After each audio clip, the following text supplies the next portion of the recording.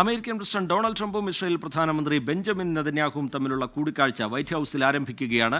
ഐക്യരാഷ്ട്രസഭ പൊതുസഭയിൽ ബഹിഷ്കരണവും കൂവലും ഏറ്റുവാങ്ങിയ നെതന്യാഹു ട്രംപുമായി നടത്തുന്ന ഇന്നത്തെ കൂടിക്കാഴ്ചയോടെ ഗസയിൽ വെടിനിർത്തലിനുള്ള മാർഗനിർദ്ദേശങ്ങൾ ഇസ്രായേൽ അംഗീകരിക്കുമോ എന്നതാണ് പ്രധാന ചോദ്യം. ജിഷ്ണു രവീന്ദ്രൻ വിവരങ്ങളുമായി ഇന്റർനാഷണൽ ന്യൂസ് ഡെസ്കിൽ നിന്ന് ചേരുന്നുണ്ട്. ജിഷ്ണു, ഗസയിലെങ്ങും വിലാപമാണ് നമുക്കറിയാം.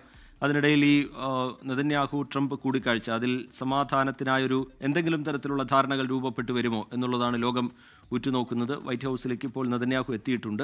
പുതിയ വിവരങ്ങൾ എങ്ങനെയാണ് ജിഷ്ണു? റിജിത്ത്, നോക്കൂ, അതിനുള്ള സാധ്യതകൾ നമുക്ക് തള്ളിക്കളയാൻ സാധിക്കില്ല എന്നാണ് ഇപ്പോൾ മനസ്സിലാക്കേണ്ടത്. കാരണം ഇന്നലെ ഞായറാഴ്ച ട്രംപ് ട്രൂത്ത് സോഷ്യലിലൂടെ പ്രഖ്യാപിച്ചൊരു കാര്യമുണ്ട്. മധ്യേഷ്യയിൽ ഒരു പുതിയ മാറ്റമുണ്ടാകാൻ പോകുന്നു, ഒരു മഹത്തായ മധ്യേഷ്യ തിരിച്ചു വരാൻ പോകുന്നു, ദർ ഈസ് സംതിങ് സ്പെഷ്യൽ എന്നാണ് അദ്ദേഹം ട്രൂത്ത് സോഷ്യലിൽ പോസ്റ്റ് ചെയ്തത്.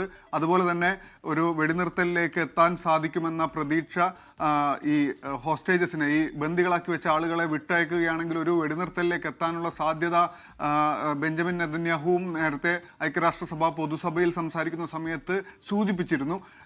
ഈ ഒരു നീക്കത്തിലേക്കാണോ എത്തുന്നത് എന്ന വളരെ പ്രധാനപ്പെട്ട ചോദ്യമുണ്ട്. അത് മാത്രമല്ല, ഐക്യരാഷ്ട്ര സഭ തുടങ്ങുന്നതിന് തൊട്ടു മുമ്പ് അറബ് ഇസ്ലാമിക് നേതാക്കളുമായി ട്രംപ് നടത്തിയൊരു ചർച്ചയുണ്ടായിരുന്നു. ആ ചർച്ചയിൽ വെടിനിർത്തൽ കഴിഞ്ഞ് എങ്ങനെ ഗസയെ തിരിച്ചു കൊണ്ടുവരാം എന്നതിനെക്കുറിച്ചുള്ള ചർച്ചകൾ നടന്നതായി നമുക്ക് വാർത്തകൾ ലഭിച്ചിരുന്നു. 21 പോയിന്റുകൾ അടങ്ങുന്ന ഒരു പ്ലാനാണ്, ഒരു മാർഗനിർദ്ദേശമാണ് ട്രംപ് മുന്നോട്ട് വെച്ചത് എന്ന് മനസ്സിലാക്കുന്നു.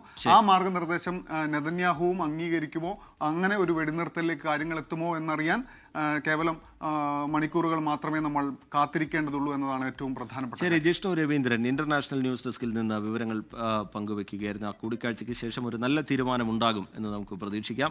ലോകത്തെവിടെയായാലും ഏത് സമയത്തും 24 വാർത്തകളും ഓഗ്മെന്റഡ് റിയാലിറ്റി പാക്കേജുകളും എക്സ്പ്ലെയിനറുകളും വിശദമായി കാണാൻ ഞങ്ങളുടെ യൂട്യൂബ് ചാനൽ നിങ്ങൾക്ക് സബ്സ്ക്രൈബ് ചെയ്യാം.